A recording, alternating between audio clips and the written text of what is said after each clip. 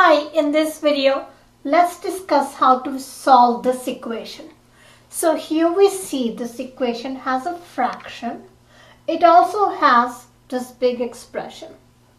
So as usual, solving an equation means finding numbers x for which this equation is true. So this is a good starting sentence. Assume there's a number x that satisfies the equation. And now this is a number and this is a number. So how do we proceed in this situation? There is no hard and fast rule that you can apply to every equation, but just looking at this, it seems like we have to be careful because there's a fraction here and there is this big expression here. Sometimes applying the distributive law and multiplying out will clear the fraction. This is not such a situation. I noticed if I were to multiply 5 over 2 by this expression, that 2 will continue to be there.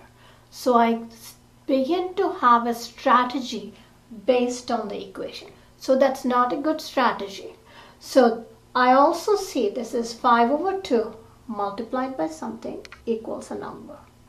It is possible to multiply both sides by the reciprocal of 5 over 2. This is a strategy we have applied in other problems. So look at what happens when I do that. When I multiply both sides by 2 over 5, right away this quantity becomes 1 and I'm left with this expression. And out here 2 over 5 is 50 gives me a number 20. So that's the strategy I'm going to use out here. Notice I do not convert 5 over 2 into decimals. I do not convert it into mixed numbers. So remember, that's never a good idea when you have fractions in an equation. Converting those fractions into decimals and mixed numbers will make it even messier. Firstly, remember, in most situations, when you try to convert fractions into a decimal, finite decimal, you may not be able to do it if the denominator is 3 or 7 or something. So here, so do not convert 5 over 2 into 2.5. Do not convert 5 over 2 into 2.5. Instead, take this approach and there your fraction has disappeared and you're left with this situation. So now we apply the distributive law, which we have carefully discussed in another video in an example. So if you apply that, I get 3 times x is 3x, 3 times negative 1 is negative 3, plus 2 times x is plus 2x, plus 2 times a plus 3 is plus 6, plus 7 equals 20. In this situation, once again, do not begin to subtract 3x and so on in this step. Instead, take the time to simplify this expression. So applying distributive law, we can combine terms. 3x plus 2x is your 5x. Negative 3 plus 6 plus 7. So we are left with 5x plus 10 equals 20. And we can subtract 10 from both sides. Here I'm choosing to simply not write the plus 10 minus 10. I'm simply thinking in my head 5x plus 10 minus 10 is simply 5x. Here 20 minus 10, I've written 20 minus 10. In fact, this whole step is an optional step. If you wish, you can go from this line to this line. 5x plus 10 equals 20 and jump to 5x equals 10. Or you can write this step.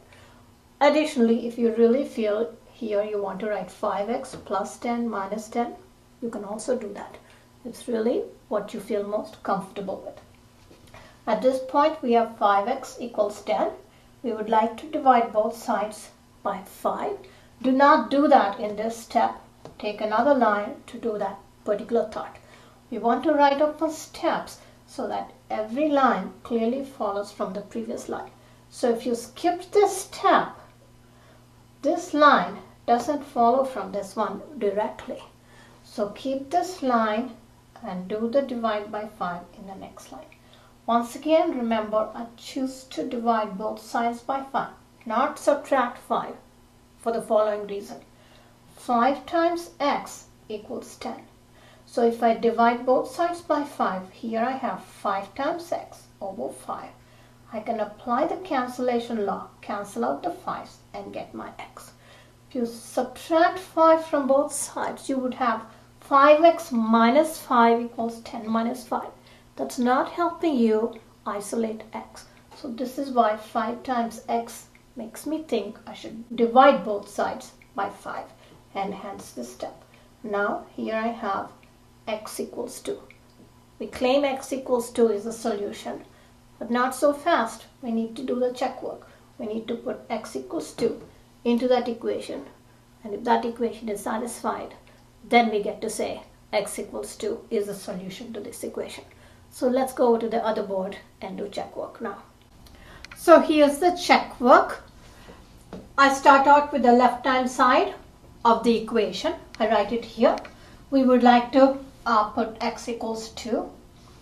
So there it is. I put an equality sign. 5 over 2 times, wherever I see x, I put in 2. This is an arithmetic expression. I need to simplify it. And this is how I proceed. Once again, notice I do not convert fractions into decimals or into mixed numbers. So do not write 5 over 2 as 2.5 or 2.5. Not a good idea. So I leave that as is, 5 over 2. And here we must simplify what's in the parentheses first. 2 minus 1. Okay, that's how I would like you to carry this out. Do not want to do the distributive law here. So 2 minus 1 is 1. So 3 times 1 plus here 2 times 5 plus 7. This is simply a small calculation. So carry it out and you get 5 over 2 times 20. And if you like, you could even do another step. Here I do not multiply 5 and 20. Why do that work? Instead, I think ahead and think 2 is a common factor of 2 and also 20. So I rewrite 20 as 2 times 10. Then the common factor of 2 cancels out by the cancellation law of fractions. 5 times 10 is 50. And 50 was indeed the right hand side of the original equation I gave you. So since x equals 2 does satisfy the equation, we get to say x equals 2 is the solution to the given equation. So keep all this in mind and do the proper write-up style in your work. Thank you.